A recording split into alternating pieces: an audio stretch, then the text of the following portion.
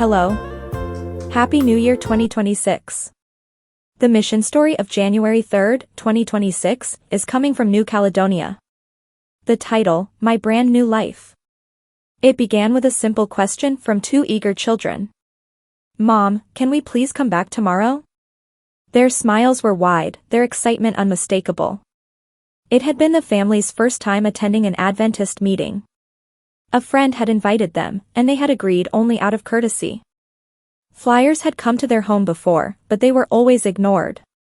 That evening, as the parents got ready, they reassured each other, "We're just going to listen. Nothing more." But God had something else in mind.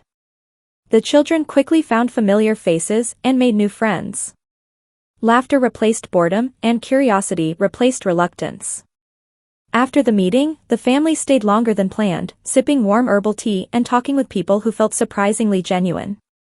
They shared stories of how God had changed their lives and warmly invited the family to return. So they did. Night after night, something new unfolded. The children listened to the sermons in their own quiet way. Even when they seemed distracted, they absorbed more than anyone realized. They talked about creation, about a God who designed the world with beauty and intention. Their faith, simple and sincere, began to shine. The mother felt her own heart stirring. The choir's songs moved her deeply, sometimes bringing tears she couldn't explain. The pastor spoke with humility, urging everyone not to accept truth simply because he preached it, but to search the Bible and discover God's voice personally.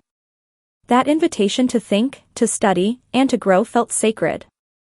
Although she had gone to church and prayed before, this experience felt different, alive, personal, and real. One evening, during the second week, the pastor asked if anyone wanted to be baptized. Before the parents could react, their young son spoke up. He wanted to give his life to God. They were stunned. While they were still processing what they were learning, their child's heart was already ready. His faith was pure, unburdened by fear or doubt. The mother tried to explain that baptism was a serious decision, not something to rush. Yet deep down, she realized that God understood her child's heart far better than she ever could. God was working on her heart as well. When the call for baptism came again, she longed to stand, but she couldn't move. She felt unworthy, unclean, and unsure. That night, alone with God, she prayed through tears, asking for guidance. As she poured out her fears, peace gently settled over her. She knew the answer. The next morning, she quietly packed a white dress and a towel. No one in her family knew what she had decided. She kissed her husband goodbye as he left with the older children and then went to the meeting with the younger ones. Sitting alone, tears flowed freely. An elderly couple noticed and came near, offering kindness without questions. When she finally shared that she was going to be baptized, without her family knowing, they embraced her, and in that moment, she felt supported and brave. When the pastor called those ready for baptism, she stood. Step by step, with tears streaming down her face, she walked forward, not in fear, but in love. As she came up from the water, her children burst with joy, wrapping her in tight embraces. Their happiness confirmed what her heart already knew. Far away, out on the ocean, her husband felt an unexplainable stirring. Without hearing a word, he turned to his sons and said with certainty, "Your mother is being baptized."